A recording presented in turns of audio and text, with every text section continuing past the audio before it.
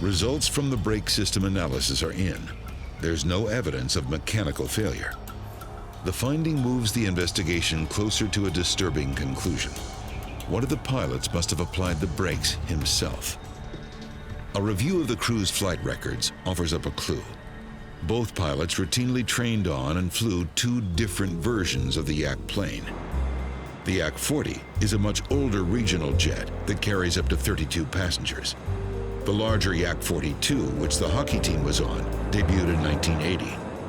Both pilots were more experienced on the older YAK 40, but they also regularly flew the newer YAK 42.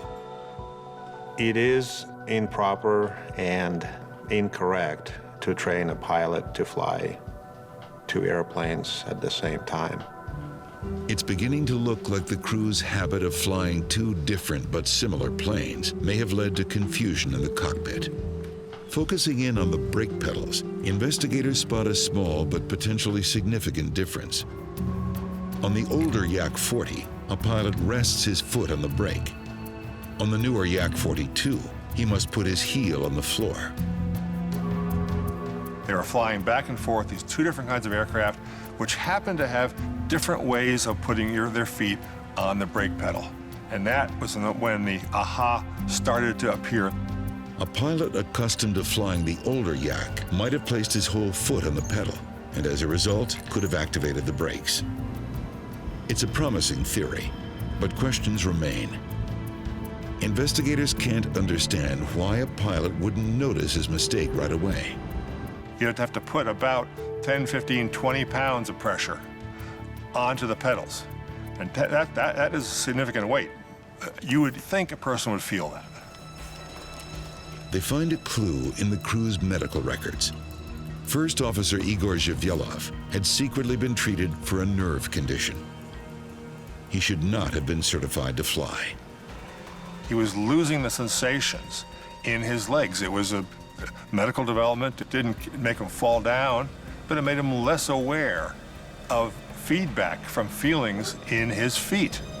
So the argument was made that the first officer could have been pressing on the brake pedals without even realizing it.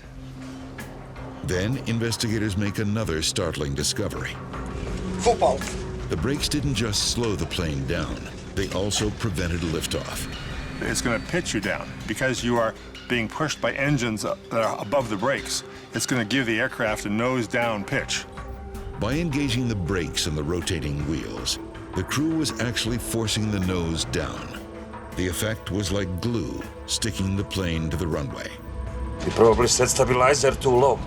The combined errors meant the plane was doomed Full power! as soon as it was airborne.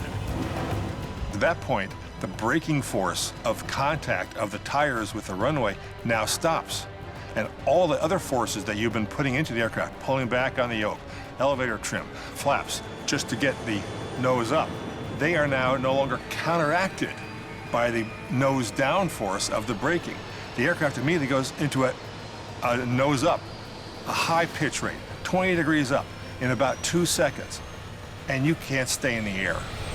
The sudden nose-up attitude causes the wings to quickly lose lift. Drag increases, the speed drops, the plane goes into a stall.